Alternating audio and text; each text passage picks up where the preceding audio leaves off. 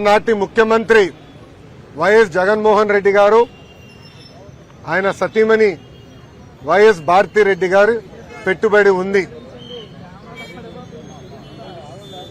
అదే సందర్భంలో ఢిల్లీలో ఉన్న ద వీక్ అనేది వీక్లీ మ్యాగజైన్ కూడా ఆ కథనాన్ని వేస్తాం జరిగింది.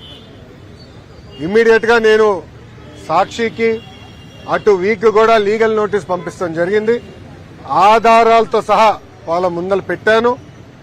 ఏ రోజైతే బిల్స్ జనరేట్ అయినాయో ఆ 26 రోజుల్లో కేవలం ఒకే ఒక రోజు నేను విశాఖపట్నంలో ఉన్నాను అని స్పష్టంగా చెప్తాం జరిగింది.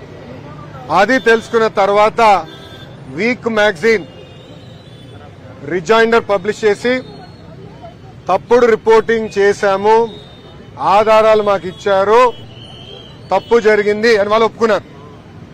కానీ సాక్షి ఒప్పుకోలేదు. అందుకే నేను ఆనాడు 75 కోట్ల రూపాయలకి డిఫమేషన్ సూట్ వేశాను. దాంట్లో భాగంగా 75 లక్షల రూపాయలు నేను కోర్టుకు కూడా ఫీ రూపంలో చెల్లిస్తాం జరిగింది. ప్రజలందరూ తెలుసు, తెలుగుదేశం పార్టీకి అధికారం కొత్త కాదు. చంద్రబాబు నాయుడు గారు పదే పదే మాకు చెప్పారు, ప్రజాధనాన్ని మిస్యూజ్ మీరు చేయొద్దు, సింపుల్ గా ఉండండి, ప్రజల దగ్గర ఉండండి, ప్రజలకు అందుబాటులో ఉండండి అని పదే పదే చెప్పారు. ఇక్కడున్న మీడియా మిత్రులు కూడా తెలుసు, గతంలో అంటే 2017 నుంచి 19 నేను మంత్రిగా ఉన్నప్పుడు కూడా నా సొంత వాహనాలే వాడుకున్నా. వాటర్ ఖర్చు, టీ ఖర్చు నేనే డబ్బులు చెల్లించా. ఇప్పుడు మంత్రి అయిన తర్వాత కూడా ఈ రోజు కూడా నా సొంత వాహనంలోనే నేను వచ్చాను. దానికి అయ్యే డీజిల్ కూడా నేను నా జోబు నుంచే చెల్లిస్తున్నా. ఒక కప్పు కాఫీ నేను తాగను, ఒక బాటిల్ నీళ్లు నేను ప్రభుత్వం నుంచి ఏనాడు తీసుకోలేదు. అది ఒక పక్కన చంద్రబాబు నాయుడు గారు, ఇంకో పక్కన నా తల్లి భువనేశ్వరి అమ్మ నాకు పదే పదే చెప్పి ఇప్పుడు కూడా నేను కట్టుబడి ఉన్నా. 5 సంవత్సరాలైనా సిగ్గు లేకుండా ఇప్పుడు కూడా సాక్షి పత్రిక యజమాని తరపున వచ్చిన లాయర్లు వాదిస్తాం. చాలా చాలా బాధాకరం. ఆర్టికల్లో చాలా క్లియర్ గా చిన్నబాబు చిరుతిండి 25 లక్షలండి అని రాశారు. లోపల ఆర్టికల్లో చాలా స్పష్టంగా నా పేరు 6-7 సార్లు ప్రస్తావించారు.